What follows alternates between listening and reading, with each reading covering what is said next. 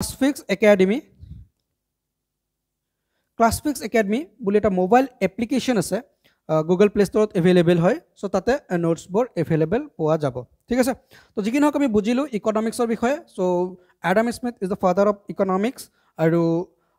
আমাৰ সেকেন্ড ইয়াৰ দুটা পেপাৰ আছে এটা হৈছে ম্যাক্ৰো ইকনমিক্স আৰু এটা হৈছে development economics so macro economics তো কি হয় আৰু ম্যাক্ৰো ইকনমিক্স কেতিয়া উদ্ভাৱন হ'ল বা কেনেকৈ ম্যাক্ৰো ইকনমিক্স আহিলে তাৰ বিষয়ে অলপ আমি বুজিলম যে তোমাৰ ইন্ট্ৰোডাকশন ক্লাস আজি সো আজি আমি জাস্ট ম্যাক্ৰো ইকনমিক্সৰ ডেভেলপমেন্টৰ বিষয়ে পঢ়িম ঠিক আছে অলৰাইট সো ম্যাক্ৰো ইকনমিক্সৰ যদি আমি ডেভেলপমেন্ট চাওঁ তেতিয়া হলে আমি এটা ইম্পৰ্টেন্ট ঘটনাৰ বিষয়ে জানিব লাগিব which is great depression okay which is great depression so ইয়াতে তোমালোকৰ কিতাপতে আছে emergence of macroeconomics অৰ্থাৎ macroeconomics কেনেকৈ প্ৰতিষ্ঠা হ'ল বা macroeconomics কেনেকৈ উদ্ভাৱন হ'ল তাৰ বিষয়ে পঢ়িব লাগিব জন মেইনাৰ্ড কিনছ okay জন মেইনাৰ্ড কিনছ তোমালোকে পাইছা জন মেইনাৰ্ড কিনছ কিতাপত আছে নামটো so জন মেইনাৰ্ড কিনছ এই ব্যক্তিজন সেই গ্ৰেট ডিপ্ৰেছনৰ ওপৰত ষ্টাডি কৰিছিল আৰু কিছু থিওৰি আগবঢ়াইছিল Exactly, John Maynard Keynes এখন কিতাপ লিখিছিল যি কিতাপটোৰ নাম হৈছে The General Theory of Employment, Interest and Money. So এই কিতাপটো তেওঁ লিখিছিল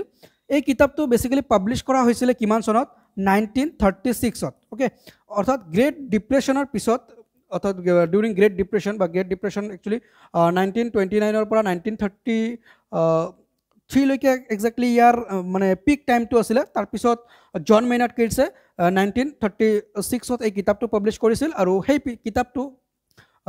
ওপৰত বেস কৰি কিছুমান থিওৰি তো পাবলিশ কৰিছিল কিতাপৰ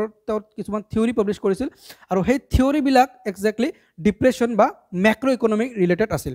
অৰ্থাৎ আমি এটো ক'ব পাৰো যে ম্যাক্ৰো ইকনমি ম্যাক্ৰো